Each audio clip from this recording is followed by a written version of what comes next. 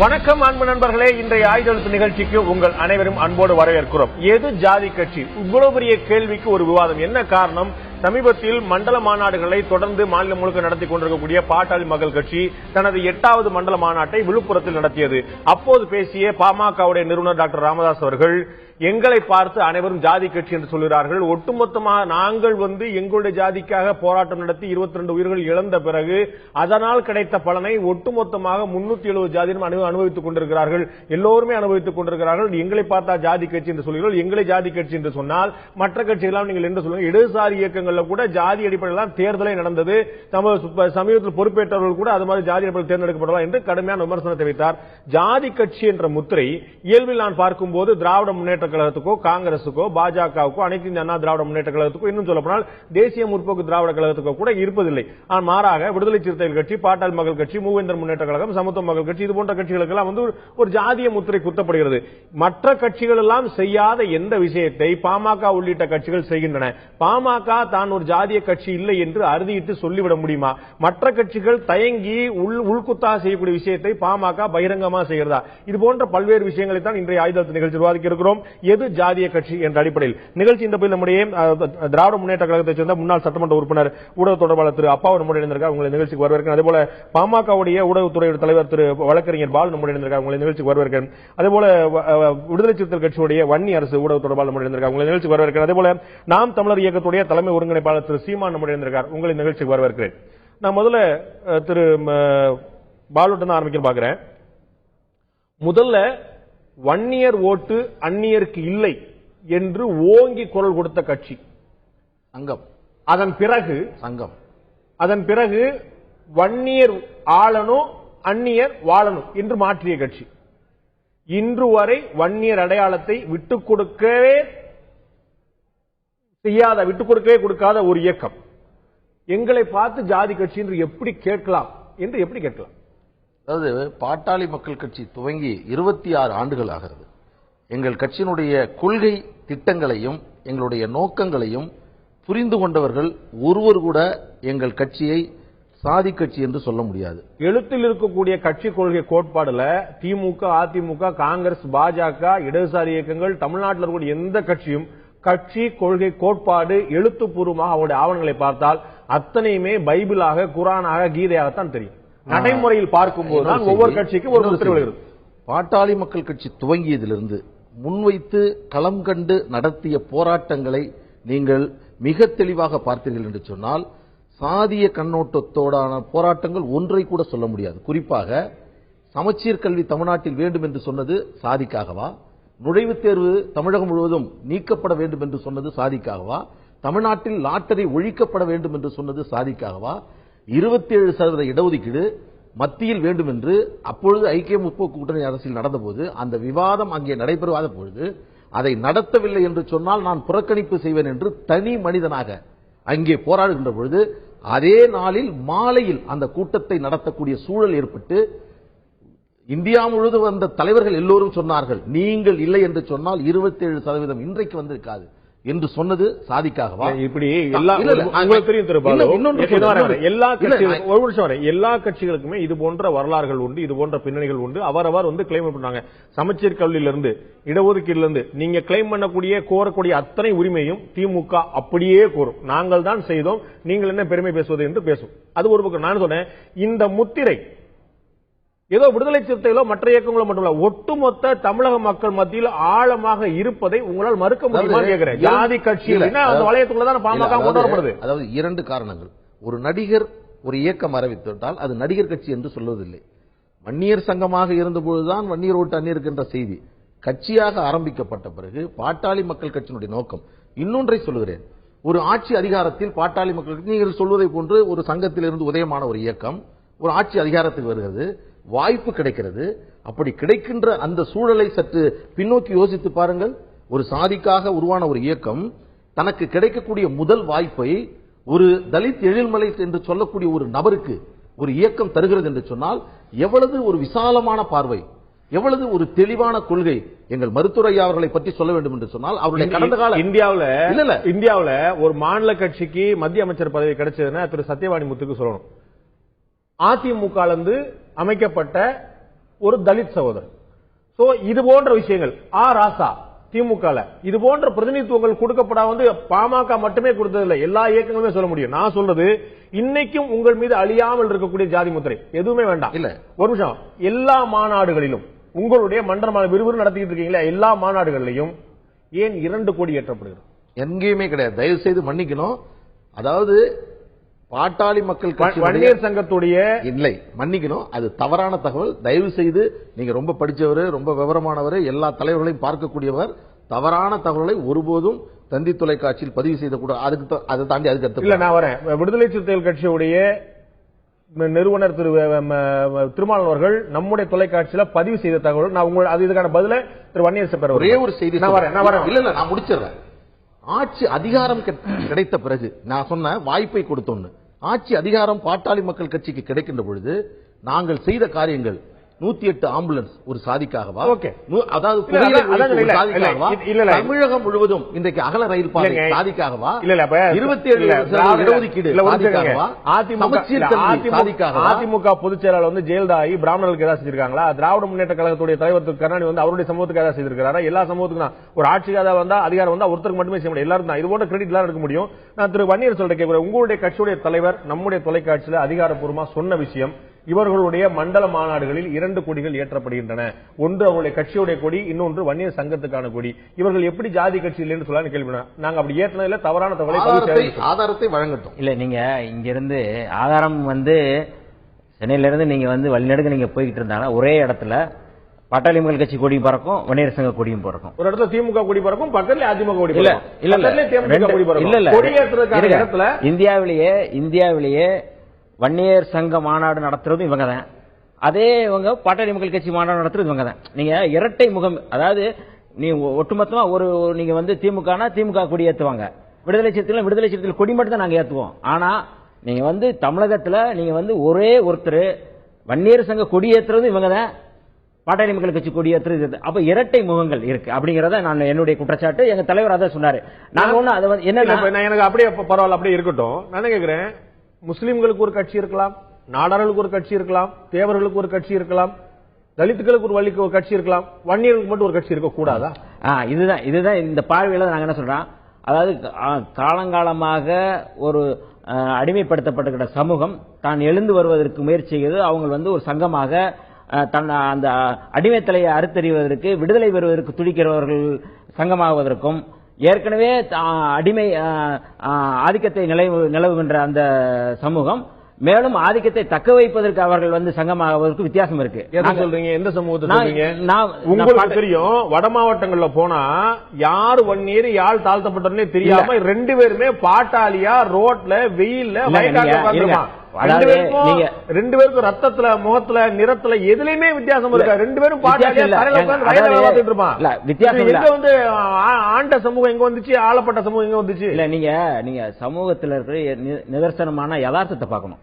ஒரு ஒடுக்கப்படுற சமூகத்திலிருந்து ஒரு தாழ்த்தப்பட்ட சமூகத்தை சேர்ந்தவன் காதலித்தான் என்பதற்காக அவனை கழுத்தறுத்து கொலை செய்கின்ற ஒரு சமூகத்திற்கும் ஏன் இந்த மாதிரி பண்றீங்க அப்படின்னு கேட்கறது வித்தியாசம் இருக்கு. நீங்க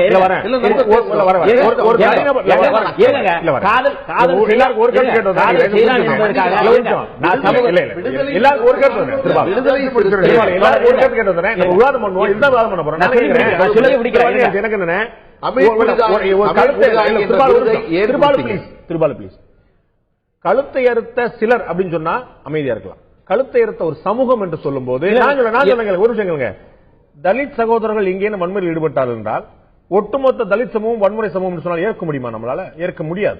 அது போலதான் இது. ஒரு சிலர் செய்யறாங்க. நான் முழுமையா சொல்லவே விட மாட்டேங்க. நீங்க என்னன்னா ஒரு சமூகம் தாழ்த்தப்பட்ட பாருங்க, தலித் சமூகம் நம்ம பொண்ண சொல்லி முடிச்சேன். அதாவது நீங்க அந்த பிறப்புக்கும் எல்லா உயிருக்கும் நம்ம வள்ளுவர் சொன்னது. அதுக்கடுத்து நீங்க நம்முடைய ஔவையார் சொன்ன சாதிகள் இரண்டொழிய வேறில்லை என்று சொல்லிருக்காங்க, ஔவையார் சொல்லியிருக்கிறாங்க. நம்முடைய காசியானந்தன், இப்ப இருக்கிற காசியானந்தன் சொல்லியிருக்கிறாரு, காட்டு மரங்களிலே கள்ளர் மரம் ஐயர் மரம் உண்டாடா தோளா, நாட்டு மனிதர்களை வேற்றுமை காட்டுகிறாய், நட்ட மரம் உன்னைவிட மேலா சொல்லியிருக்கிறாங்க.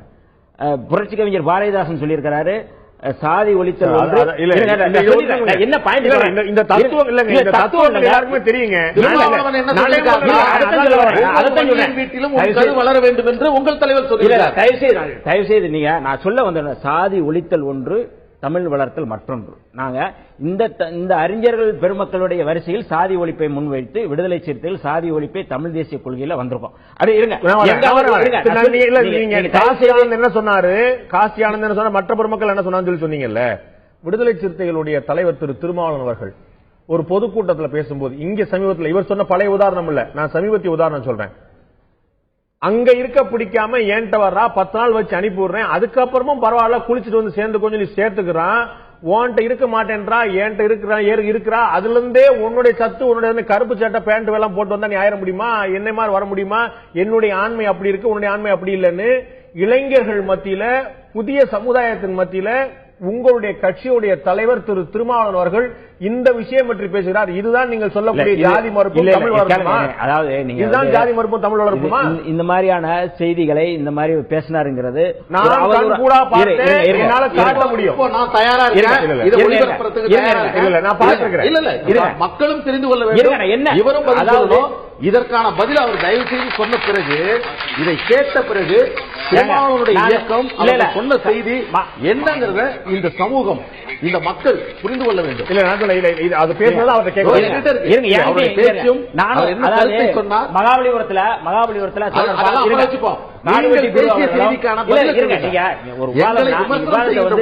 முயற்சி பண்றீங்க. விடுதலை சிறுத்தைகளுடைய கோட்பாடு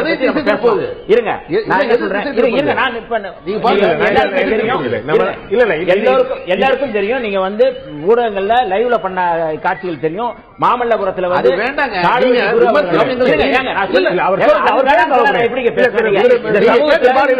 என்ன கேக்குறீங்களா?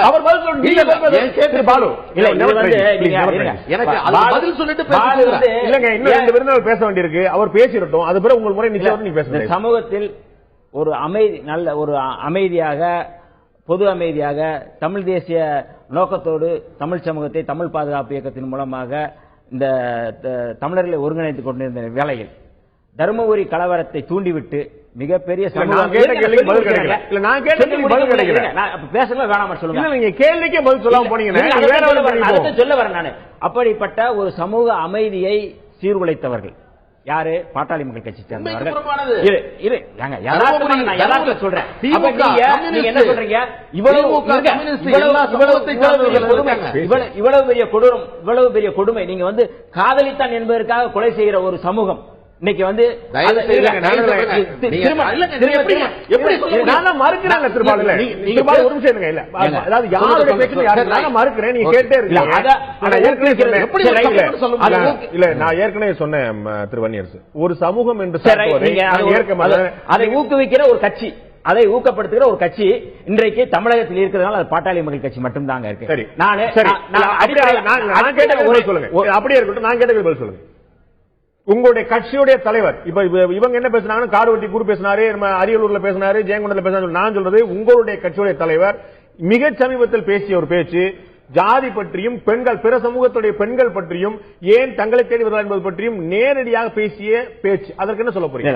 அதெல்லாம் ஜாதிய உணர்வு கிடையாது, தமிழ் உணர்வாது. இல்ல நாங்க ஒட்டுமொத்தமாக எல்லா சமூகத்துக்குமான விடுதலை நோக்கி பேசுகிறவர்கள் நாங்கள் இருங்க பேசுகிறோம். விடுதலை சிறுத்தைகளை பொறுத்தளவு எந்த இடத்துலயாவது நீங்க வந்து சாதி கட்சி மாநாடு சாதி மாநாடு எங்கேயும் நடத்தினதில்லை. இப்படிப்பட்ட ஒரு பேச்சு, இப்படிப்பட்ட ஒரு தலைவர் அப்படி இந்த மாதிரியான ஒரு கருத்து பேசினா அது என்ன நோக்கம், என்ன கருத்து, எப்படி முழுமையான பேச்சு? இருங்க நீங்க பேசினா நோக்கம் வேற, அவங்க பேசினாங்கன்னா ஜாதிய ஒரு மணி நேர பேச்சு எங்ககிட்ட இருக்கு, நான் உங்ககிட்ட கொடுக்கிறேன். நீங்க வந்து அன்எடிட்டட் வெர்ஷன் என்னால காட்ட முடியும். இவர் பேசியது நான் சொல்லக்கூடிய தொகுப்பு, திரு பாலு சொல்லக்கூடியதோ அது கையில் என்ன தெரியல எனக்கு. ஆனா அது வந்து அன்எடிட்டட் வெர்ஷன், சீர் செய்யப்படாத நேர்த்தி அப்படியே கொடுக்க முடியும். அதுல என்ன பேசுறாங்க உங்களுக்கு தெரியும். இது போன்ற விஷயங்களை எல்லா தரப்பும் பேசிட்டு இருக்காங்க மட்டும் தான் பாக்குறோம். பாட்டாளி மக்கள் வச்சு மட்டுமே சொல்ல முடியாங்கிற கேள்வி நான் திரு சீமான் அவர்கள்ட்ட கேட்க விரும்புறது, இந்த ஒட்டுமொத்தமா நான் பார்க்கும் போது ஜாதி இருப்பதை யாரும் மறந்தே விட முடியாது, மறுத்து விட முடியாது. நீங்க கல்யாண பத்திரிகையில இருந்து, கல்யாண அழைப்புதல்கள்ல இருந்து, நாளிதழ் விளம்பரங்கள்ல இருந்து எல்லாருமே அவங்க ஜாதி பண்றாங்க. இன்னும் சொல்ல போனால் பெருங்கட்சிகள், இங்க இருக்கக்கூடிய அதிமுக, திமுக, பாஜக, காங்கிரஸ் பெருங்கட்சிகள் ஜாதி பார்த்தே அந்தந்த வேட்பாளர் நிறுத்துகின்றனர். அப்படி இருக்கும்போது இதுதான் ஜாதி கட்சி, அதுதான் ஜாதி கட்சின்னு விடுதலை சிறுத்தைகளையோ, பாட்டாளி மக்கள் கட்சியோ, மற்ற சில கட்சிகளை மட்டும் முத்திரைக்குவது சரியா? எந்த கட்சி ஜாதி பார்க்காமல் செயல்படுகிறது? இது ஒரு பெரிய ஆய்வு. இது அதாவது நீங்க இதுல நுட்பமா பார்க்கணும். தமிழர்கள் யார் கட்சி தொடங்கினாலும் அது சாதி கட்சியா வருது. தமிழர் அல்லாத ஒரு கட்சி ஆரம்பிச்சா அது நீதி கட்சியா வருது. இதெல்லாம் இங்க இருக்கிற சிக்கல். தமிழர் யார் வந்தாலும் என்ன சாதின்னு கேட்கிறாங்க. இப்ப அண்ணன் திருமாவளவன் வந்தா என்ன சாதி, ஐயா ராமதாஸ் வந்தா என்ன சாதி, சரத்குமார் வந்தா என்ன சாதி, கார்த்திக் வந்தா என்ன சாதி, சீமா வந்தா என்ன ஆளுக. தமிழர் அல்லாதவர் யார் வந்தாலும் அப்படியே தலைமையா இருக்கிற போக்கு. இது மக்கள்கிட்ட புறையோடி இருக்கிற ஒரு நோய். இல்ல பாருங்க, ஏன் இந்த குற்றச்சாட்டு வருது? நான் என்ன அளவுல தெரிஞ்ச சொல்றேன், நீங்க எனக்கு தவறா இருந்தா மாத்துங்க. இல்ல என்ன ஏன் வருது? அதிமுக பொதுச் செயலாளரோ, திராவிட முன்னேற்ற கழக தலைவரோ, காங்கிரஸ் கட்சியுடைய மாநில தலைவரோ, விடுதலை மன்னிக்கிறோம் பாஜகவுடைய மாநில தலைவரோ அவர்கள் சார்ந்த இயக்கத்துல அவர்களுடைய ஜாதிக்கு மட்டுமே முக்கியத்துவம் கொடுப்பதில்லை. இதுல நான் சொன்னதுல பல கட்சி தலைவர்கள் சிறுபான்மை சமூகமா இருக்கிறாங்க. அந்த இயக்கம், அந்த ஜாதி ரொம்ப குறைவா இருக்கு. அவர்கள் அவருடைய கட்சி தலைவர்களே, கட்சி தொண்டர்களை அந்த ஜாதி சார்ந்து ஊக்குவிப்பதில்லை. மாறாக நீங்கள் சொன்ன திரு சரத்குமாரோ, திரு திருமாவளவனோ, திரு ராமதாசோ இவர்கள் செய்யும் போது இந்த சிக்கல், இந்த குற்றச்சாட்டு வருகிறது. இதுதான் இயல்பான காரணமா இருக்க முடியும். ஆமா, அது காரணம் சரி. ஆனா இங்க என்ன வருது அப்படின்னா, எப்படி வருதுன்னா, நீண்ட கால இந்த திராவிட அரசியல் கட்சிகளின் ஆட்சி முறையில அந்த சமூகம் சார்ந்து எங்க வாக்கு அதிகமா இருக்குது, அப்ப யாரை நிறுத்தினா வெல்ல முடியும் அப்படிங்கறத பார்த்து அந்த சாதி சார்ந்த அவங்க வாக்குகளை எடுப்பதற்கு இங்க இருக்கிற சிக்கல். இங்க தமிழர்களுக்கு அடிப்படையில இந்த மொழிப்பற்று, சாதிப்பற்று, மொழிப்பெருமை, இனப்பெருமை ஊட்டப்படாம சாதிப்பற்று, மதப்பற்று தான் ஊட்டப்பட்டிருக்கு. அதுதான் வளர்த்து விடப்பட்டிருக்கு. இங்க சாதி மதம்ங்கிறது தந்தை பெரியார் சொல்றாங்க, மது கூட குடிச்சாதான் போதையேறும், சாதி மதமும் சொன்ன உடனே போதையேறுங்கிறாங்க. அந்த மது குடிச்சிட்டு உறங்கினா கூட தெளிஞ்சிரும், ஆனா இது சாகிற வரை இந்த போதை இறங்காதுங்கிறாங்க. அப்ப அந்த கீழான உணர்ச்சியை பத்த வச்சு விட வேண்டிய தேவை இருக்குது. அதுதான் இங்க பெரிய ஆபத்து. அப்ப அது என்ன ஆயிருதுன்னா, இந்த சாதி மத உணர்ச்சியை தூண்டி தூண்டி இந்த சமூகம், இந்த நிலம் சாராத தலைமைகள் இங்க வலிமை பெற்றதான் இங்க யதார்த்த உண்மை.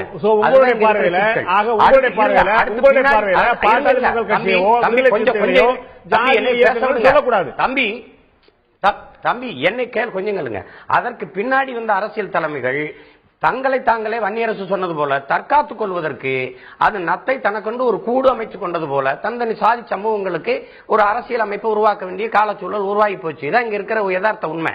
இங்க தமிழ் தேசியம், அப்படி தமிழ் தேசிய அரசியல் அப்படிங்கறது சாதி மத உணர்ச்சி என்னைக்கு சாகுதோ அன்னைக்கு தான் ஒருத்தன் தமிழனாவே பிறப்பா, அந்த உணர்ச்சியே பிறக்கும். அப்ப அங்கதான் தமிழ் தேசிய அரசியலுக்கான கரு உண்டாகும்.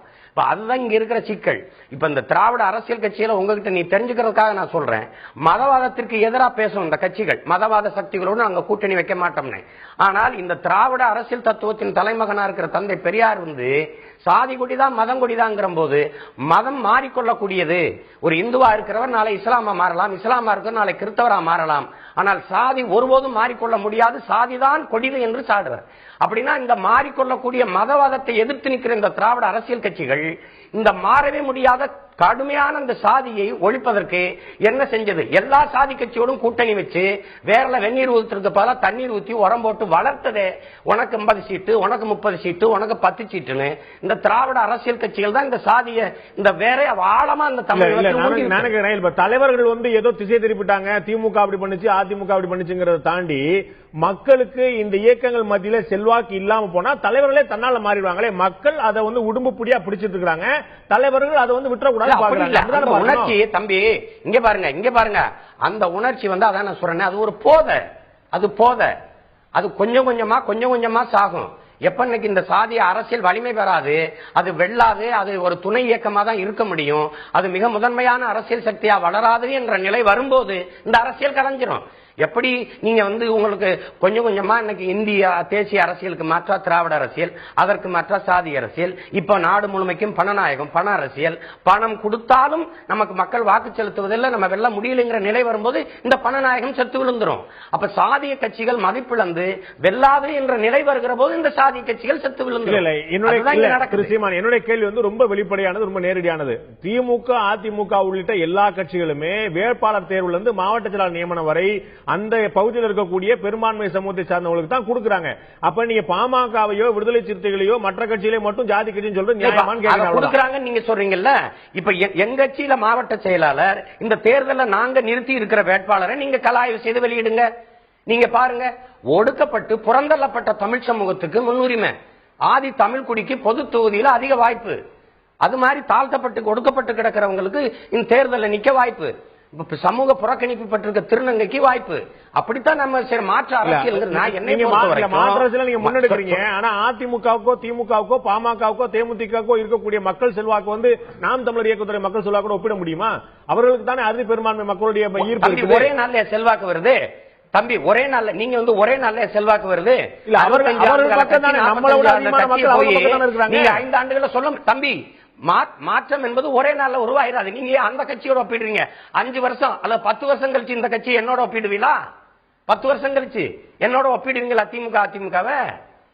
அப்படி பேசக்கூடாது. நீங்க அப்படி பேசக்கூடாது. இல்ல பெருமா இல்ல நான் கேட்கிறேன் வலிமையை நீங்க நீங்க வெல்வீங்களா மாட்டீங்களா நான் கேட்கல. நீங்க வெல்வீங்களா மாட்டீங்களா கேட்கல திருச்சிமான். என்னுடைய கேள்வி நீங்க வெல்வீங்களா மாட்டீங்கிறது. ஆனா மக்கள் செல்வாக்கு அவர் பக்கம் மக்களுடைய ஏற்பு இருக்குன்னு சொல்லி சொல்லும் போது அவர்களுக்கு ஜாதி பாக்குறாங்க. தம்பி எனக்கு ஒரு வாய்ப்பு ஏன் ஏற்கிற நிலைமை இருக்குதுன்னா அந்த நிலையிலே இந்த திராவிட அரசியல் கட்சிகள் வச்சிருக்குது. தேவர் இருக்கிற இடத்துல தேவருக்கு சீட்டு, அங்க இஸ்லாமியருக்கு கொடுத்தா தான் வெல்ல முடியும்னா இஸ்லாமியருக்கு, கவுண்டருக்கு தான் கொடுக்கணும்னா கவுண்டருக்கு. 2 கட்சியும் கவுண்டரை தான் மோதவிடும். சொந்த ரத்தங்களுக்குள்ள யுத்தம் நடத்த வைக்கும், சிந்திர ரத்தத்தை குடிக்கும். இதுதான் இவங்களோட அரசியல். இது அதனால வேற வழி இல்லாதனால எமது மக்கள் அப்படி நிக்கிறாங்க. இல்ல நம்ம அப்படி சொல்ல முடியுமா? திமுக சார்பா தாழ்த்தப்பட்ட சமுதாயத்தை சேர்ந்த திரும்ப சிடி தண்டபாணி கோயம்புத்தூர் நிறுத்தப்பட்டாரு, தனசிங் இங்க நிறுத்தப்பட்டாரு அதிமுக சார்பா. சோ ஒரு மாறி மாறி பெரும்பான்மை சமூகம் இருக்கிற இடத்துல தாழ்த்தப்பட்ட நிறுத்தினது இவங்களுக்கு இயல்பா நடந்திருக்கு. வாணியம்பாடி தொகுதியில ஒரு இந்து நிப்பாட்டினாங்க. பெருங்கட்சிகள் மாறி மாறி நிப்பாட்டிருக்காங்களே. நீங்க விபத்தை சொல்லக்கூடாது. நான் சொல்றது செயல்முறையில சொல்றேன். நீங்க எங்கேயாவது விதிவிலக்கு சொல்லக்கூடாது. இதெல்லாம் விதிவிலக்கு பாக்குறீங்க. ஆமா, இத போய் பேச கூடாது. ஆதித்தமிழனை போட்டது ஒரு தலைவன் சொல்லுங்க. பெருந்தலைவர் காமராஜருக்கு பிறகு இத்தனை ஆண்டுகால திராவிட அரசியல் கட்சிகள் ஆட்சியில அறநிலைத்துறைக்கு ஒரு ஆதித்தமிழரை போட்டது யாராவது சொல்லுங்க.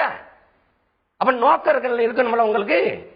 தாழ்த்தப்பட்ட மக்களை தாழ்த்தப்பட்ட மக்களுக்கான துறைக்கே ஆதி திராவிட நலத்துறைக்கே அப்படியே பாக்குறீங்க. மத்திய அமைச்சரா ஆர் ஆசா இருந்தாரு. இன்னைக்கு சட்டசபையில சபாநாயகரா ஒரு தாழ்த்தப்பட்டவர் இருக்கிறாரு.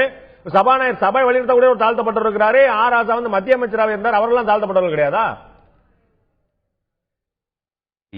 இந்த வாய்ப்பு கொடுக்கறத நீ அவன் வாக்கு போடாம நீ வந்துட்டியா?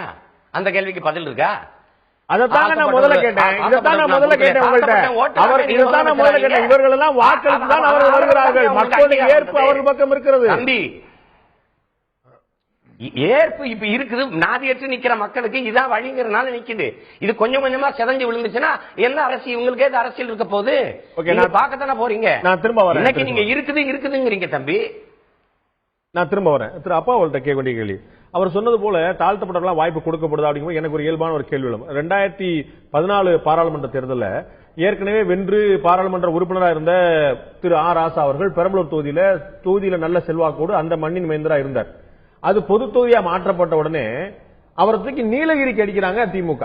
ஏன் நீலகிரி தனி தொகுதி? நான் என்ன கேட்கிறேன், நீலகிரியில அந்த மண்ணின் மைந்தனா இருக்கக்கூடிய ஒரு தாழ்த்தப்பட்ட சகோதரன், பெரம்பலூர்ல பொது தொகுதியா இருந்தாலும் பரவாயில்லன்னு அந்த இடத்திலேயே ஒரு தாழ்த்தப்பட்ட சகோதரன். அப்ப 2 தாழ்த்தப்பட்ட நண்பர்களுக்கு வாய்ப்பு கிடைச்சிருக்குமே. ஏன் இங்க இருக்கக்கூடிய தாழ்த்தப்பட்ட தூக்கி நீலகிரியில கொண்டு அடிக்கிறீங்க? 2 பேர் வரக்கூடாது அப்படின்னா அப்ப ஜாதி இங்க திமுக உள்ளிட்ட அத்தனை கட்சிகள் பார்க்கிறதா இல்லையா? பாமகவை விடுதலை செய்து மட்டும் நம்ம சொல்றது சரியா இருக்குமா? அது முதல்ல நான் இன்னைக்கு இந்த நிகழ்ச்சிக்கு கூப்பிட்ட உடனேயே சொன்னது, வருஷத்துல முதல் நாளா இந்த ஜாதி கதையை பேசாக்கா இங்க கூப்பிடுது அப்படின்னு தான் சொன்னேன். இது ஆழமா வேரூன்றி இருக்கும்போது நம்ம கண்ண முடிட்டா இல்லாம போறதுக்கு இல்ல. அதே மாதிரி தம்பி சீமான்னு சொன்னாங்க ஜாதி இருக்கு அப்படி இருக்குன்னு சொன்னாங்க. எதுக்கு ஜாதி இருக்கு அப்படின்னு சொன்னாக்கி 1914 நீங்க எடுத்துக்கிட்டாக்கி தமிழ்நாட்டில், அதாவது மதராஸ் பிரசிடென்சி, ஆந்திரா, கர்நாடகா, ஒரிசாவில் ஒரு பகுதி, கேரளா, தமிழ்நாடு, பாண்டிச்சேரி உள்ளடக்கி 5.5 கோடி மக்கள்ல 100 பட்டதாரியில 94 பேரு ஒரு ஆதிக்க சக்தி மேல் ஜாதியினர். மீதி அத்தனை பேர்களும், மீதி 6 பேர் தான், 100க்கு 6 பேர் தான் பட்டதாரியில. 100 பேர் படிச்சிருக்காங்க பட்டதாரி அன்னைக்கு, 6 பேர் தான் பிற சமூகத்தினர் இருக்காங்க. அந்த பிற சமூகத்தினர் சென்னையில வந்தா படிக்க முடியாது எல்லாரோட இருந்து. எல்லோரோட பதில் இல்ல. இல்ல, அதுக்கு தான் பதில்.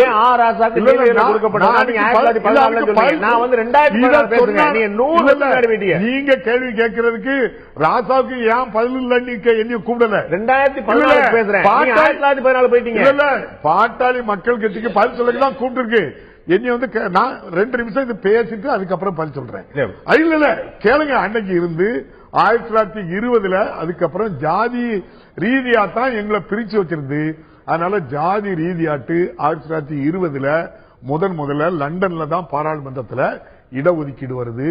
அதனுடைய தொடர்ச்சி ஒரு நிமிஷம் பேச ஏன் சீட்டு கொடுக்கல நீங்க அப்படின்னு கேட்டா, நீங்க வந்து 2000 என்ன நடந்துச்சு, 1914 100 வருஷம் பின்னாடி போறீங்க. இப்ப இந்த கேள்வியை நீங்க கேட்டுக்க கூடாது. கூப்பிட்டு திமுகவில் நீங்க யாருக்கெல்லாம் சீட்டு கொடுத்தீங்க கூப்பிட்டு இல்ல அப்படித்தானே பேசுறோம். ஜாதி விஷயம் தானே. எனக்கு 2 நிமிஷம் பேசினா விஷயம். நீங்க வேற மக்களுக்கு இல்ல வேற விஷயம் சொல்ல. இதே இடஒதுக்கீடு பிரச்சனை தான் நான் பேசுறேன். இடஒதுக்கீடு நானே இது இடஒதுக்கீடு தானே. இடஒதுக்கீடு டாபிக் கிடையாது. இது இடஒதுக்கீடு தானே. இடஒதுக்கீடு டாபிக். இடஒதுக்கீடு ஜாதி அடிப்படையில் ஜாதியை முன்னிறுத்தி இயக்கம். ஜாதி நாங்க வந்து ஜாதி கட்சி இல்லைன்னு அவங்க சொல்றாங்க. ஜாதி அடிப்படையில தான் இடஒதுக்கீடு கொடுத்திருக்கேன்னு நான் சொல்றேன்.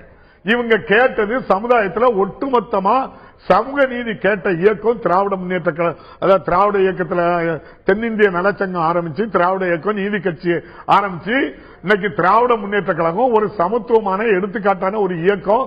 தந்தை பெரியார்ல இருந்து அண்ணாவில இருந்து இன்னைக்கு கலைஞர் வரைக்கும் அப்படிப்பட்ட ஒரு இயக்கம்.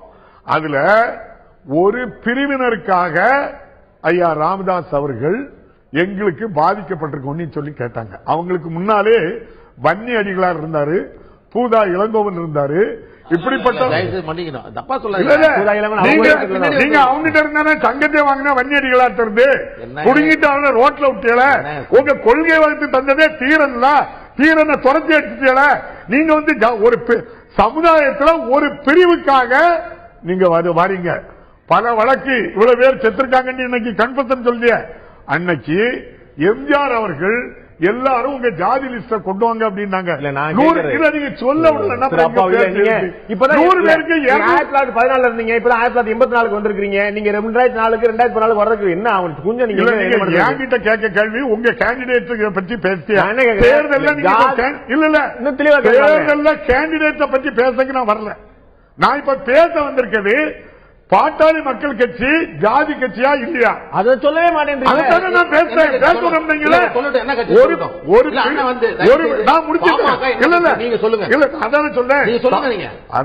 நீ கேட்கறத நான் எப்படி சொல்ல முடியும்? ஒரு பிரிவினருக்காக நாங்க பாதிக்கப்பட்டிருக்கோம் அப்படின்னு சொன்னாங்க. வன்னி அடிகளார்ல இருந்து அந்த முயற்சி 89 துவங்கப்பட்டது. பாமக சாதி கட்சியா? அதாவது வன்னியருக்கான இடஒதுக்கீடு என்பது சங்கம் நடத்தியது. அதற்கு பிறகு பாமக துவங்கியது. பாமக துவங்கியதற்கு பிறகு நிலைப்பாடு என்ன? அதாவது ஒரு திராவிட முன்னேற்ற கழகத்துடைய நிலைப்பாட சொல்றேன்.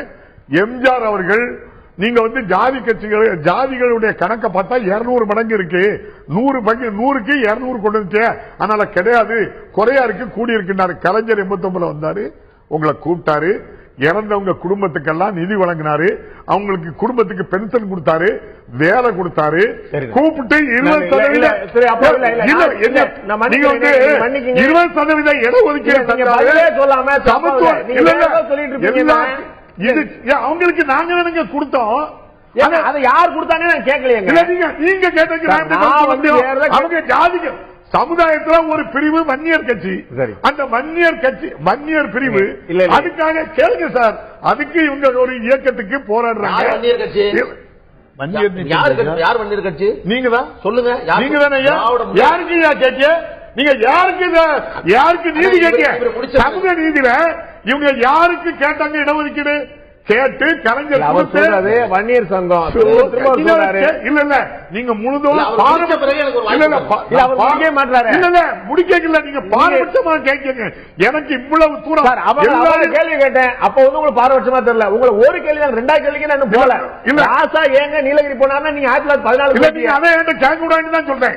இவங்க இல்ல இவங்க ஜாதி கட்சியானிதான் ஒரு கேள்வி. இதுதான் இன்னைக்கு தலைப்பு. நான் சொல்றேன் ஒத்த கேள்வி ஜாதியே சொல்லல. சமுதாயத்துல ஒரு பிரிவு, அதுக்கு இடஒதுக்கீடு கேட்டாங்க, யாரும் தரல. கலைஞர் கொடுத்தாரு 20%. கூப்பிட்டு வச்சு சமத்துவ நீங்க பதிலே சொல்ல. நீங்க சமத்துவ பெரியார் இப்பதான் மஞ்சள் துண்டுக்கு முன்னாடி போயிருக்கீங்க. இன்னும் எவ்வளவு இருக்கு? முதலமைச்சர் நாற்காலி அவருக்கா போட்டு பாமக ராமதாசுக்கும் திமுக கருணாநிதிக்கும் அவ்வளவு உதாரணம் சொல்ல வேண்டியிருக்கு.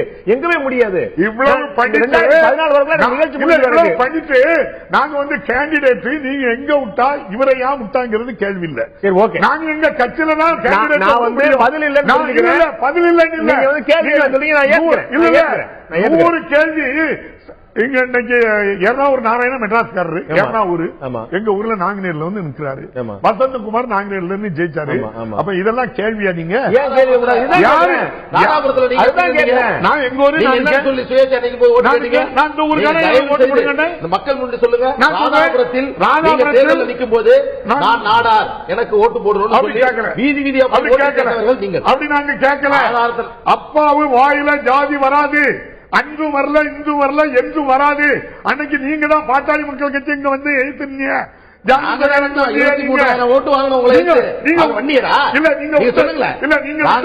பாமக வேட்பாளர் இல்ல, நீங்க அங்க நிப்பாட்டின வேட்பாளர் யார விட்டீங்க? 23,000 யார விட்டீங்க? என்ன நீங்க யார அங்க கொண்டு விட்டீங்க? நீங்க அப்படியெல்லாம் நீங்க பேச விடாது. நீங்க சமுதாயத்துல ஒரு பிரிவு, உங்களுக்கு ஜாதி தான் அடையாளம், நீங்க அதான் வச்சுட்டு இருக்கீங்க. அதெல்லாம் தாண்டி இன்னைக்கு எங்க வந்துட்டேன்னா ஒரே கொள்கை, என் மகனை சிஎம்மா ஏத்துக்கிட்டா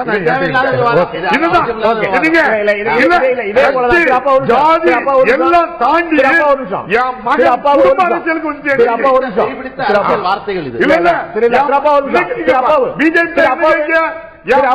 முதல்வரா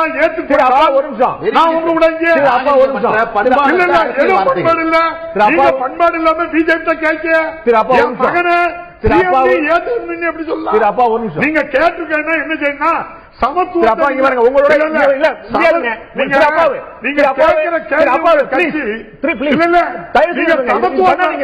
இருங்க, விளம்பர இடம் எடுக்க வேண்டியிருக்கு. இருங்க, தயவுசெய்து கொஞ்சம் விடுங்க. நீங்க ஒரே போக்கா போயிட்டு நடத்தவே முடியாது. இல்லங்க, அது விவாதம் இல்ல. குடும்பத்துக்கு வந்தாச்சு. குடும்ப அரசியல் பற்றி நீங்க பேசுனீங்க. அவங்க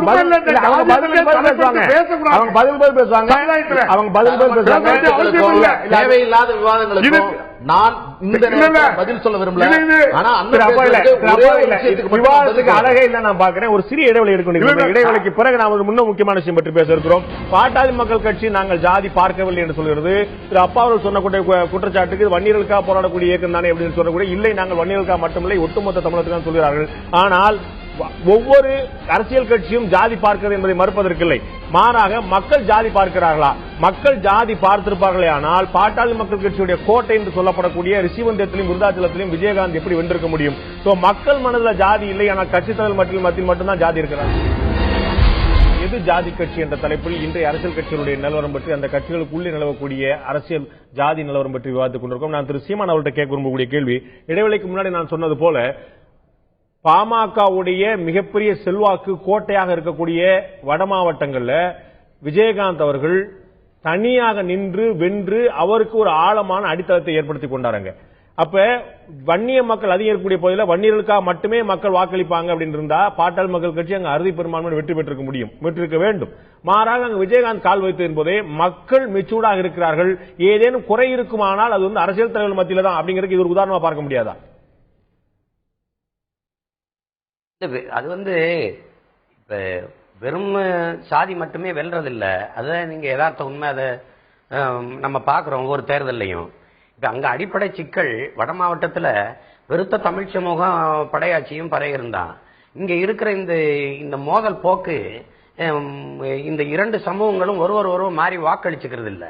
இதனால இந்த இதுல என்னன்னா, இந்த சமூகம் சாராத இப்ப அதிமுக அதிக இடங்கள்ல அங்க வெல்லுது, விஜயகாந்த் அங்க வெல்றாருன்னா இந்த பகை உணர்வு அடுத்தவங்களுக்கு பயிராகி போயிருது. இதான் இங்க இருக்கிற சிக்கல். இப்ப இதனாலதான் இப்ப போன தடவை திமுகல பாமகவும் விடுதலை சிறுத்தைகளும் சேர்ந்து நின்று ஐயா 3 தொகுதியில வெல்றாங்க, விடுதலை சிறுத்தைகள் ஒரு இடம் கூட வெல்லல. அப்ப அது காரணம் என்ன?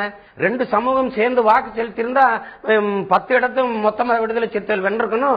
ஐயா ஒரு அப்படியே கொஞ்சம் மாத்தி பாருங்க. அந்த இடத்துல வென்றது யாரு? அதிமுக திமுக இருக்கக்கூடிய அதே சமூகத்தை சேர்ந்தவர்கள். ஜெயிக்க முடியும். நீங்க சொல்ல அதே படையாட்சி அதே பாமகவும் விடுதலை சிறுத்தைகள் வெல்லவில்லையே தவிர அதிமுக திமுக இருக்கக்கூடிய அதே சமூக பிரதிநிதிகள் தான் வென்றார்கள். மறுக்க முடியுமா? ஏன் நீங்க என்னை சொல்ல விட மாட்டேங்கிறீங்க? அதாவது இங்க என்ன வருதுன்னா, ஒரு சாதி படையாட்சி கட்சி படையாட்சி அப்படிங்கும்போது இந்த சாதி படையாட்சிக்கு இந்த சாதி வாக்கு மட்டும்தான் விழுது, இந்த கட்சி படையாட்சிக்கு பிற சாதி சமூகங்களும் போட்டுருது. அங்க இருக்கிற அதுதான் இங்க இருக்கிற சிக்கலே. அதனாலதான் இங்க இந்த கட்சிகள் வெல்ல முடியாம போயிருது.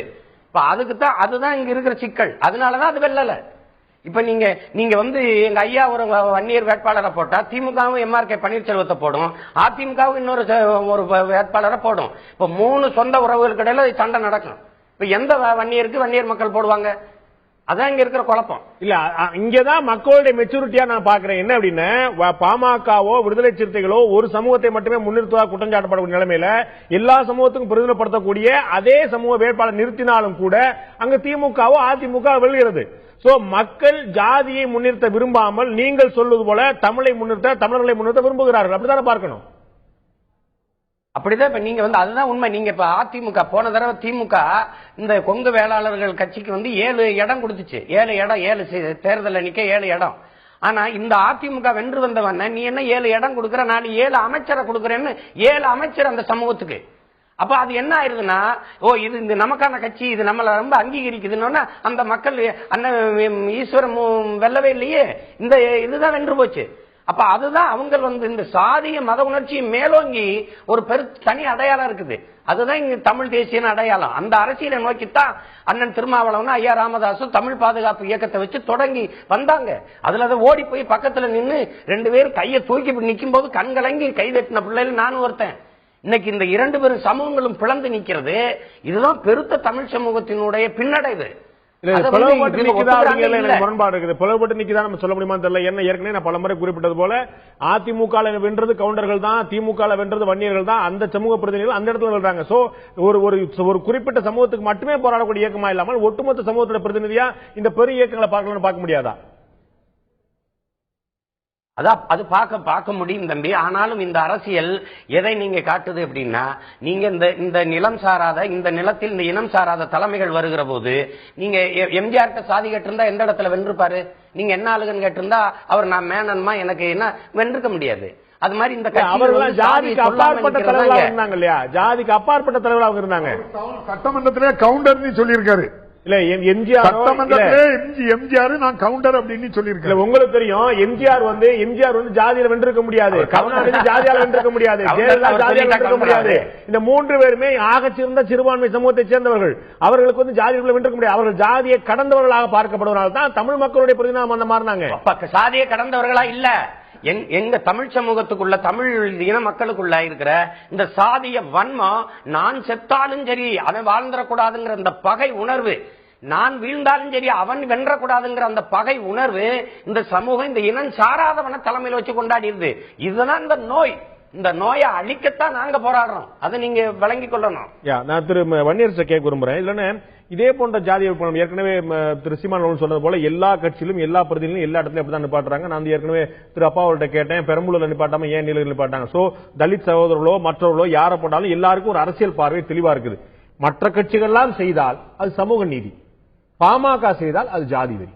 இல்லங்க, அதாவது நாங்க பாட்டாளி மக்கள் கட்சிய ஒரு சாதி கட்சி அப்படின்னு முத்திர குத்துறது எந்த கண்ணோட்டத்தில் அப்படின்றத நீங்க புரிஞ்சுக்கணும். ஏன் அப்படின்னா, இழிவுபடுத்தப்படுகின்ற சாதி, நீங்க சாதியை சொல்லி நீ பரப்பையில பள்ளப்பையில அப்படின்னு சொல்லி இழிவுபடுத்துக்குள்ள ஆகிற சாதி தாழ்த்தப்பட்ட சமூகம்.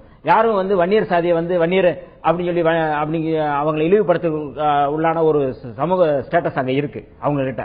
ஜாதியால பணத்தால இழிவுபடுத்த சாதி பணக்காரர் வந்து ஏழையை வந்து இழிவுபடுத்த இல்லங்க. என்னன்னா எங்களுக்கு நீங்க வந்து ஒரு பெண்ணை வந்து காதலிச்சான் அப்படிங்கிறதுக்காக வந்து இந்த பையன் காதலிச்சான் பாரு அப்படின்னு கௌரவம் பார்த்து கொலை பண்ற ஒரு பின்னணியில இருக்கிற ஒரு இருக்கு. அப்ப நான் என்ன இன்னைக்கு இழிவு, அதாவது இழிவு சமூக ரீதியா இழிவுபடுத்தப்படுகின்ற ஒரு சமூகம் இன்னைக்கு விடுதலைக்காக போராடி கொண்டிருக்கிறது. இதுதான் நாங்க சொல்றது. இன்னைக்கு வந்து விடுதலை சிறுத்தைகள் வந்து எங்காவது ஒரு இடத்துல சாதி மாநாடு நடத்திருக்காங்க. நாங்க நடத்துற மாநாடுகள்லாம் நீங்க பாருங்க. நீங்க வந்து கருத்துரிமை மாநாடு, மரண தண்டனை மாநாடு, பாமக சொல்றது போலயே உங்களை வந்து ஜாதி முத்திரை குத்தாம பாக்குறாங்களா? உங்களுக்கும் ஜாதி முத்திரை பாமக இருப்பது போலவே உங்களுக்கு அந்த முத்திரை தானே. தயவு செய்து அடிப்படையில் பாருங்க. இழிவுபடுத்தப்படுகின்ற சாதி, ஒடுக்கப்படுகின்ற சாதி, சுரண்டலுக்குள்ளாகிற சாதி, ஆதிக்கத்திற்குள்ளாகின்ற சாதி முயற்சி செய்கிறோம். இவ்வளவு காலமா 90களுக்கு அப்புறம் தான் நாங்க வந்து தலித் சமூகம் வந்து ஒரு எழுச்சியை பெறுவதற்கு நாங்கள் விடுதலை சிறுத்தைகளுடைய தலைவர் எழுச்சி தமிழர் தொல் திருமாவளவன் அவர்கள் வந்த பிறகுதான் நாங்க வந்து ஒரு எழுச்சிக்கு ஆகிறோம். இதுக்கு முன்னாடி தாழ்த்தப்பட்ட மக்கள் அவங்களுக்காக ஒரு இயக்கம் அமைத்து போராடுவதில் ஒரு நியாயம் இருக்கிறதா நீங்க நினைக்கிறீங்க? சரி, அப்படி நீங்க போராடுறது உண்மை அந்த பகுதி மக்களுக்காக மட்டும்தான் அப்படின்னா தாழ்த்தப்பட்ட மக்களுடைய தனிப்பெரும் தலைவரா இந்நேரம் திருமாவளவன் ஆறி இருக்கணும். இல்ல, நீங்க தாழ்த்தப்பட்ட மக்களே திருமாவளவனுக்கு வாக்களிக்கிறத விட மற்ற சமூகங்களுக்கு, மற்ற இயக்கங்களுக்கு தான் வாக்களிக்கிறாங்க. அதிமுக, திமுக உள்ளிட்ட கட்சிகளுக்கு 2000 வருஷமா ஒரு சமூகத்தை ஒடுக்கி வச்சுட்டு இப்பதான் ஒரு 25 கால் நூற்றாண்டுக்கு பிறகுதான் ஒரு தலைவர் எங்களுக்கு கிடைச்சிருக்கிறாரு. 2000 வருஷமா அவருக்கு கல்வி மறுக்கப்பட்ட சமூகம், பொருளாதார ரீதியா மறுக்கப்பட்ட சமூகம், சமூக ரீதியா மறுக்கப்பட்ட கேட்கறதே வேறங்க. நான் வந்து வன்னியர்களுடைய ஓட்டோ, நாடார்களுடைய ஓட்டோ, தேவருடைய ஓட்டோ நான் பேசல.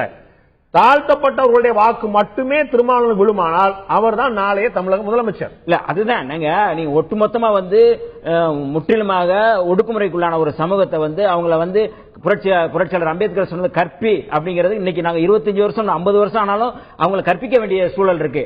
இந்த சூழல்ல தான் எங்களுடைய தலைவர் இன்னைக்கு வந்து எங்களை வந்து எழுச்சி வர செஞ்சுட்டு இருக்கிறாரு ஒழிய வேற நோக்கம் இல்ல. ஒரே ஒரு அடிப்படையான விஷயம் பாருங்க. சுரண்டல், ஆதிக்கம், ஒடுக்குமுறை, இந்த மூன்றுக்கும் எதிராக தோன்றிய ஒரு இயக்கம் விடுதலை சிறுத்தைகள் இயக்கம். ஒடுக்குமுறையை வந்து யார் நிகழ்த்துகிறது? நாங்க எங்காவது ஒரு வீட்டுல போய் வீடு கொளுத்துறோமா? நீங்க தர்மபுரி சம்பவத்தில் நீங்க சொல்றீங்க, திவ்யா இளவரசன் சம்பவங்களை தொடர் பாலுக்கு தெரியும், அங்க என்ன நடந்ததுன்னு தெரியும்.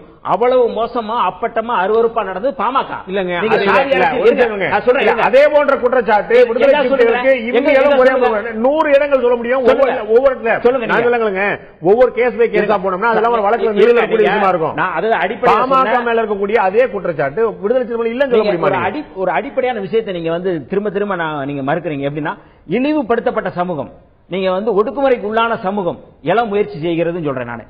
ஒடுக்குகின்ற சமூகம், ஒடுக்கிக் கொண்டே இருக்கின்ற சமூகம், எழ முயற்சி செய்கின்ற சமூகத்தை மீண்டும் மீண்டும் கௌரவம் என்கிற பெயரிலே, காதல் என்கிற பெயரிலே, சமூக ரீதியாக 54 சாதியை ஆர்கனைஸ் பண்ணி இந்த சமூகத்துக்கு எதிராக வந்து தூண்டி விட்டது யாருங்க? ராமதாசன். இன்னைக்கு தமிழகத்தில் சமூக அமைதியை கெடுத்தது இன்னைக்கு வந்து தமிழ் தேசியத்துக்கு எதிராக இன்றைக்கு வந்து தமிழகத்தில் மிகப்பெரிய ஒரு ஊர்விளைக்கின்ற ஒரு சக்தியாக, தீய சக்தியாக பாமக மட்டும்தாங்க இருக்கு. உங்க கூடயும் சேர்ந்து திரு சீமான் அவர்கள் குறிப்பிட்டது போல பொங்கு தமிழ் இயக்கம் ஆரம்பிச்சு நிறைய தமிழுக்கு வந்து பெரிய விஷயங்கள் அவரோட சேர்ந்து அவருக்கு பட்டம் கொடுத்தது உங்களுடைய தலைவர். நாங்க இருங்க, எல்லாமே நாங்க வந்து செஞ்சோம். கடந்த காலங்களில் செஞ்சது 2 சமூகங்களுக்கு இடையில ஒரு ஒற்றுமையை உருவாக்க வேண்டும். இன்றைக்கு வந்து தமிழ் சமூகம் இன்றைக்கு வந்து ஒரு தமிழ் தேசிய களத்தில் இன்னைக்கு மேதகு பிரபாகரன் அவர்கள் சொன்னது போல இன்னைக்கு வந்து இந்த தமிழ் தேசிய இனம், தேசிய இனங்கள் வந்து இன்னைக்கு ஒடுக்குமுறை இந்த இனத்துல ஒன்று அப்படிங்கிற அடிப்படையில் பாட்டாளி மக்கள் கட்சி வந்து ஒரு சமூகத்துக்காக மட்டும் போராடுற இயக்கம்னா, உங்களுக்கு கடந்த தேர்தலில் பாராளுமன்றத்தில் 2 தொகுதி ஒதுக்கீடு பண்ணாங்க. 2 ஏன் வந்து தனி தொகுதி மட்டும் ஒதுக்கீடு பண்ணாங்க? ஏன் பொது தொகுதி நீங்க கேட்கல, பொது தொகுதி ஒதுக்கீடு பண்ணல? அதற்கு முன்னாடி அதிமுக சீட் கொடுத்தோம், 11 சீட்ல 8 சீட் வந்து ஏன் தாழ்த்தப்பட்ட தனி தொகுதி மட்டுமே கேட்டு வாங்கினீங்க? நீங்க கேட்டு வாங்கினதா தானே அவங்க ஒதுக்குறதா? முழுக்க எல்லா ஒரு தொகுதி பொது தொகுதி, ஒரு தொகுதி தனி தொகுதி தான் கேட்கிறோம். நாங்க கேட்டது நாங்க போன முறை நாங்க வெறுமனே 2 தொகுதி கேட்கலங்க. நானு பாமக செய்தா ஜாதி கட்சி, திமுக அதிமுக செய்தா ஜாதி கட்சி கிடையாது. இந்த விமர்சனத்தை நான் சொல்றேன். பாமக மீது வைத்த ஜாதி விமர்சனத்தை திமுக மீதோ அதிமுக மீதோ ஒரு முறையா வைத்திருக்கீங்க. நீங்க என்ன சொல்றீங்க? நாங்க கேட்டதை எங்களுக்கு கொடுக்காம இல்லங்க. ஒரு அடிப்படையான விஷயம் நாங்க திரும்ப சொல்றோம்.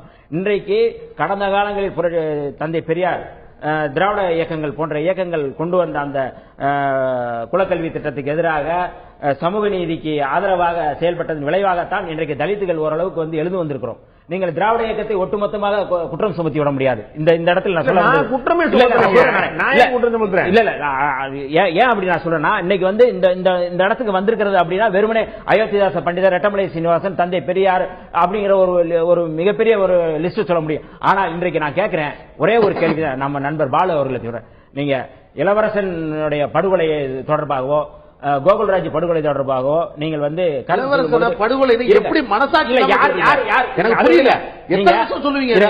இதே ஆண்டுகளுக்கு அதை படுகொலை சொல்லுவீங்க. மருத்துவர் சமூகத்தில் எப்படி இறந்தா நீங்க சொல்லுங்க, எப்படி இறந்தான்னு சொல்லுங்க. இல்ல காவல்துறை விசாரணை வந்து அது கொலைன்னு சொல்லுதா? ஏங்க, அதாவது நான் ஒரே ஒரு கேள்வி கேட்கிறேன். கோகுல்ராஜ் படுகொலையில விஷ்ணு பிரியா வந்து சூசைட் பண்ண உடனே முதல் அறிக்கை கொடுக்கறாங்க. எல்லாரும் கொடுத்ததுக்கு அப்புறம் மருத்துவர் ராமதாஸ் அவர்கள் கொடுக்கறாங்க. விஷ்ணு பிரியா தொடர்பான மரணத்தில் நீதி வேண்டும் சொல்ற டாக்டர் ராமதாஸ் அவர்கள் ஏன் வந்து கோகுல்ராஜ் படுகொலையை பத்தி பேசல அந்த இடத்துல? ரைட்.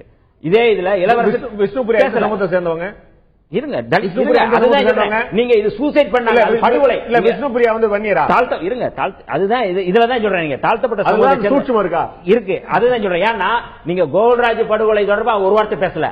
ஆனா இது ஒரு அதிகாரி அரசுக்கு எதிரான ஒரு கருத்து சொல்லணுங்கிறதுக்காக சொன்னாங்க. நீங்க பாமகவை எப்படி பாக்குறீங்க கேள்வி தான் கேட்கிறேன். உங்களுடைய தலைவர் டெல்டா மாவட்டத்தில் போன போது அவர் மீது கொலை முயற்சி தாக்கல் நடந்தது. அவர் வந்து கொல்றதுக்கு பார்த்தாங்க. ஒரு கடுமையான ஒரு தாக்கல் மிக சமீபத்தில் ஒரு 6 மாசத்துக்குள்ள அதிமுக திமுக அதை பத்தி ஒரு வார்த்தை பேசல. உங்களுக்கு அந்த கவலை இல்ல. பாமக இளவரசன் என்ன பண்ணிச்சு, கோகுல்ராஜ் இளவரசன் என்ன பண்ணிச்சு, கோகுல்ராஜ் பாமக மட்டும்தான் ஒரு குறிக்கோளா இருக்கு.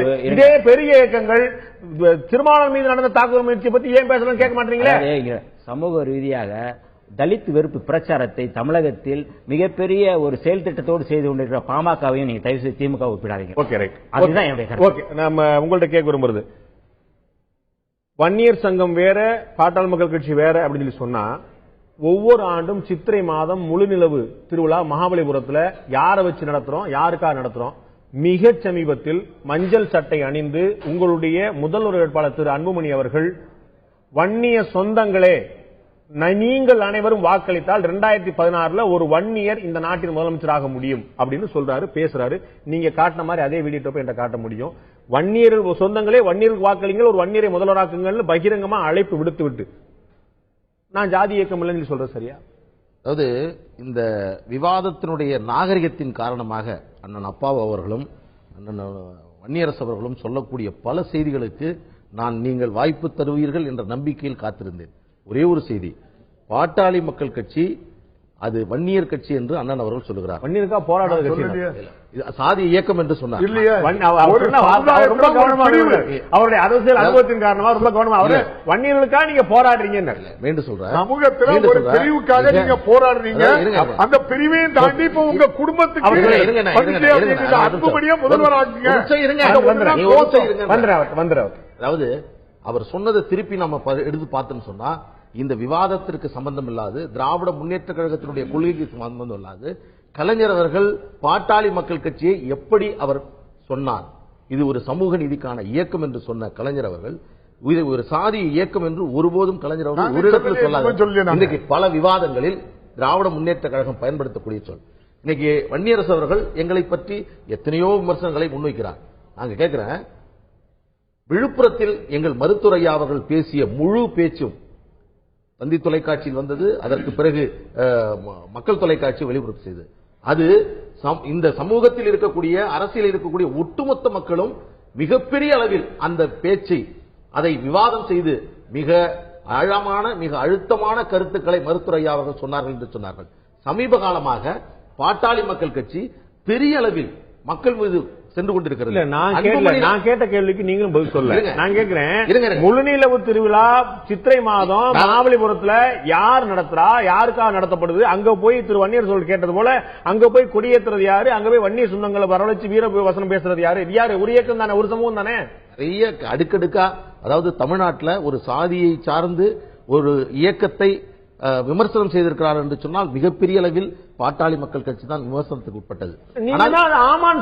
இருங்க, அதான் சொல்ல வரேன். எப்படின்னா, அன்புமணி ராமதாஸ் அவர்கள் முதலமைச்சர் வேட்பாளராக அறிவிக்கப்பட்டதற்கு பிறகு மிகப்பெரிய அளவில் மக்களுடைய அபிப்பிராயத்தை பெற்று பல மட்டத்தில் இன்றைக்கு எல்லா மக்களிடமும் ஊடுருவிக் கொண்டிருக்கிறார்.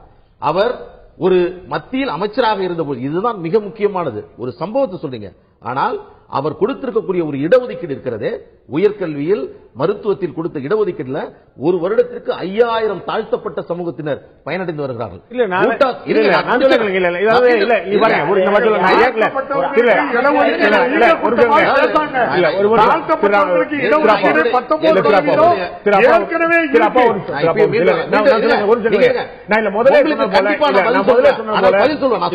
நேரம் இல்ல, மணி 8:57. நான் சொல்லுங்க, அரசுல இருக்கும் போது இருக்கக்கூடிய விஷயம் கிரெடிட் எடுக்கிறாருந்தா எல்லாருமே எடுத்துப்பாங்க. 108க்கு நீங்களும் எடுத்துப்பீங்க, பாஜக அரசும் எடுத்துக்கணும். அதான் நெடுஞ்சாலைத்துறைக்கு திமுக எடுக்கணும், மேம்பாலம் திமுக எடுக்கும், பாஜக எடுக்கும், எல்லாருமே அவர் கிரெடிட் எடுப்பாங்க. அதுல நான் கேட்ட கேள்வி நீங்க தயவுசெய்து பதில் எதிர்பார்க்கிறேன். மாமல்லபுரத்தில் நடக்கக்கூடிய விழா யாருக்கான விழா, யார் முன்னிருந்து நடக்கூடியது, எல்லா சமூகமா ஒரு சமூகமா? அது வன்னியர் சங்கத்தினுடைய கூட்டம். கால் வெட்டி கூறு மட்டும் தான் கலந்துக்கிறாரா? இல்லை, யார் வேண்டுமானாலும் வன்னியர் சமுதாயத்தை சார்ந்தவர்கள், தலைவர்கள் எல்லோரும் கலந்து கொண்ட கூட்டம். அடுத்து சொல்லுறார், மீண்டும் சொல்றேன், இன்றைக்கு தமிழ் குடிதாங்கி என்ற விருதை கொடுத்த திருமாவர்கள், பூட்டா சிங் அவர்களை அழைத்து வந்து அன்புமணி ராமதாஸ் அவர்களுக்கு பாராட்டு நடத்திய திருமாவர்கள், இன்றைக்கு தமிழ் குடிதாங்கி ஒரு தலித்தினுடைய பிணத்தை தூக்கி சென்ற மருத்துவர் ஐயா அவர்களை மனசாட்சி இல்லாமல் அவர் மீது ஒரு சாதிய ஒரு நோக்கத்தோடு பேசுகிறீர்களே, என்னால் புரிந்து கொள்ள முடியவில்லை. நீங்க தான் சார் பேசுறீங்க. பாஜகவுக்கு சங் பரிவார் போல எங்களுக்கு வன்னியர் சங்கம் என்று பேசியது உங்களுடைய முதல்வர் வேட்பாளர். நான் திரும்பி அடுத்து உங்களுடைய முதல்வர் வேட்பாளர் அவர் வந்து வன்னியர் ஐடென்டிட்டியை ஒரு நாள் விட்டு கொடுக்கல. நான் மீண்டும் சொல்றேன், அண்ணன் சீமான் அவர்கள் ஒரு செய்தியை அண்ணன் சொன்னார். இப்ப சொல்லும் பொழுது மிகப்பெரிய அளவில் இது ஒரு பெரிய சூழ்ச்சி. தமிழ்நாட்டில் திராவிடம் என்ற ஒரு மாயை சொல்லை பயன்படுத்தி இந்த மண்ணுக்கு சொந்தமில்லாதவர்கள் ஆளக்கூடிய இந்த சூழ்ச்சி தொடர வேண்டும் என்பதற்காக தனிமைப்படுத்தக்கூடிய முயற்சி இன்றைக்கு அன்புமணி ராமதாஸ் செயல்பாடு, அரசியல் நாகரிகம், பண்பாடு மக்களால் பேசப்படுகிறது. உங்களை வெகமெண்டா எதிர்க்கக்கூடிய கட்சி நீங்கள் சொல்லக்கூடிய அந்நியர் ஆளக்கூடிய சொல்லி உங்களுடைய திரு சீமானுடைய விமர்சனம் திமுகவா அதிமுகவா இல்ல விடுதலை சிறுத்தைகளா? யார் உங்களுக்கு விடுதலை உங்களை அதிகமாக இருக்கிற விடுதலை சிறுத்தைகள் தான் உங்களை முதல் எதிரியா பார்க்கிறது. மீண்டும் சொல்றேன், இது மீண்டும் ஏதோ எங்களுக்கும் விடுதலை சிறுத்தைக்கும் என்று இரண்டு இயக்கத்தையும் தொடர்புபடுத்தி பேசுவதை என்னால் புரிந்து கொள்ள. திருமாவளவர்களை சவுத்துல இருந்து இங்க அழைச்சிட்டு வந்தது எங்க மருத்துவர் அவர்கள். வட மாவட்டங்களில் நடந்த பல கலவரங்களை பாத்தீங்கன்னா மிகப்பெரிய அளவில் இந்த சாதி மோதலை அந்த திருமாவளவன் மருத்துவர் ஐயா இன்னைக்கு இந்த மண்ணில்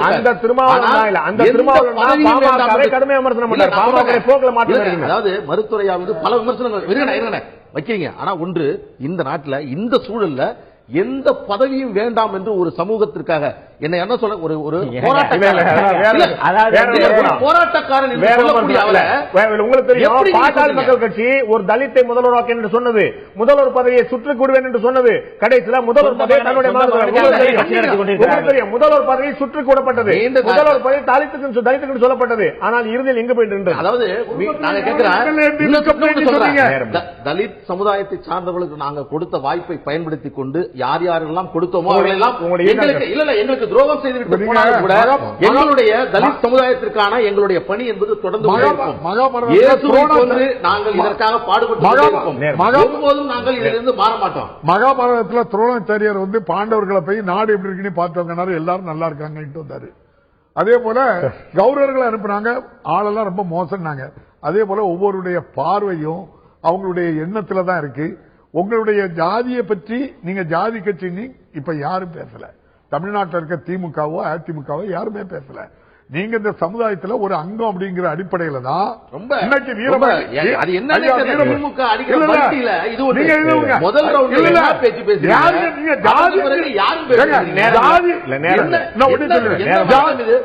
இன்னைக்கு மக்கள் பார்த்துட்டு தான் இருக்காங்க. ஜாதின்னு சொன்னது நீங்க தான் சொன்னீங்களே தவிர இந்த சமுதாயத்துக்காக தலைவர் கலைஞர் செய்ய முடியாது. அதே மாதிரி பாமகவுடைய அடையாளம் துரைமுருகன் வீரபாண்டியன் போல இந்த சமுதாயத்துக்கு செய்தவங்க யாரும் இருக்க முடியாது. அதனாலதான் இன்னைக்கு அந்த சமுதாய மக்கள் திமுகவுக்கு அதிகமாக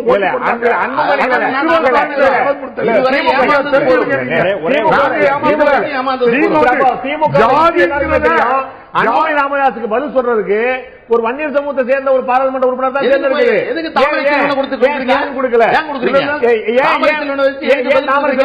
எம்பிக்கு எம்பி பதில் சொன்னாங்க. தாமரை செல்வன் எம்பி அன்புமணி எம்பிக்கு பதில் சொன்னாரே தவிர அவங்க தகுதிக்கு தவறு இல்லை. அன்புமணிய இல்ல எல்லா கட்சிகளுக்கும் ஒரே இப்படிதான் சொல்லிட்டு அது எப்படி ஏற்றுக்கிட்டு உலகத்துல எம்எல்ஏ கிடையாது, எம்பி கிடையாது, மந்திரி கிடையாது. வரையறைக்கு உட்படாமல் பேசிவிட்டு போகலாம் என்று அன்புமணியை சிஎம் ஆக்கில யார் சொன்னா? உங்களுக்கு நாங்களா சொன்னோம்? ஒரு வெறி பிடித்த பேச்சு இல்ல இல்ல நீங்களா வெறி பிடிச்சு போய் மகனை சிஎம் ஆக்கி எதுக்கு இது அது பத்தி பேச்சே இல்லையே. வாரிசு அரசியல் பற்றி பேச்சே இல்ல, தேவையில்லாம இது வாரிசு இல்ல. அது எதுக்கு? அது நம்ம ஜாதி பற்றி பேசுறோம்.